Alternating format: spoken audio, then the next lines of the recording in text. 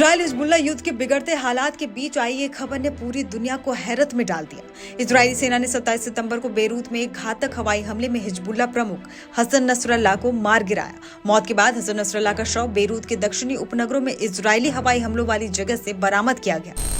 हैरान करने वाली बात यह है कि नसरल्लाह के शरीर पर किसी तरह के चोट के ना तो कोई निशान मिले हैं, ना ही कोई घाव। कई रिपोर्ट्स में यह दावा किया जा रहा था कि ब्लास्ट के बाद नसरल्लाह के शव के चीथड़े उड़ गए होंगे, लेकिन शव मिलने के बाद की कहानी कुछ और ही थी। नसरल्लाह का शव देखकर यह अंदाजा लगाया जा रहा है कि संभव है कि नसरल्लाह की मौत ब्लास्ट के बाद दम घुटने या ट्रॉमा के चलते हुई हो। नसरल्लाह की मौत के बाद जेरूसलम पोस्ट की रिपोर्ट में दावा किया गया है कि हवाई हमले में हिजबुल्लाह नेता के साथ साथ 4 कमांडरों समेत 20 से अधिक आतंकवादी भी मारे गए। जेरूसलम पोस्ट ने रिपोर्ट के हवाले से बताया कि इसके अलावा नसरल्लाह की मौत के बारे में जानने के बाद हमास प्रमुख याह्या सिनवार को गाजा में स्थानांतरित भी कर दिया गया है। रिपोर्ट में सऊदी राज्य के स्वामित्व वाले अल अरबिया का हवाला देते हुए दावा किया गया है कि पिछले कुछ दिनों में सिनवार की सुरक्षा में बदलाव किए गए हैं। अल अरबिया की रिपोर्ट में दावा किया गया है कि गाजा में हमास के अन्य वरिष्ठ अधिकारियों ने भी पट्टी में अपना आंदोलन रोकने का फैसला किया है। दक्षिणी बेरूत जहां हुए हमले में नसरल्लाह की जान गई। इस हमले को हाल के इतिहास में किसी शहर पर सबसे बड़े हमलों में से एक बताया जा रहा है।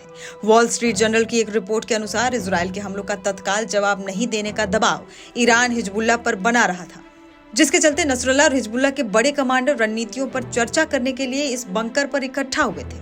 बताया जा रहा है कि यह बंकर हिजबुल्लाह का मुख्यालय था। इसे खास तौर पर जमीन से 60 फीट नीचे तक बनाया गया था। इसका मकसद किसी भी हवाई हमले से बचाव करना था। हालांकि गलती ये हुई कि इस बंकर की जानकारी इजराइल को भी थी, जिसका फायदा इजराइल ने ऐन मौके पर उठाया। इजरायली सेना ने हमले में 60 फीट नीचे कीलेबंद बंकर को निशाना बनाया। विस्फोट के लिए इजराइल ने लगभग 80 टन विस्फोटकों का इस्तेमाल किया। इसमें लगभग 85 स्पेशल बंकर बस्टर बम शामिल थे, जिसे खास तौर पर पत्थरों से बने बंकरों के लिए बनाया गया था। ये बम 30 मीटर धरती और 6 मीटर कंक्रीट को भेदने में सक्षम है। साथ ही इनकी सटीकता को लेकर भी कोई संदेह नहीं था। बंकर बस्टर बमों का वजन 907 किलोग्राम से 1814 किलोग्राम के बीच होता है। बमों का डिजाइन द्वितीय विश्व युद्ध के दौरान इस्तेमाल किए गए गोलों से मिलता जुलता था। इजरायली एयरफोर्स से मिली जानकारी के मुताबिक ब्लास्ट की जो योजना बनाई गई थी उसे अंजाम भी दिया गया।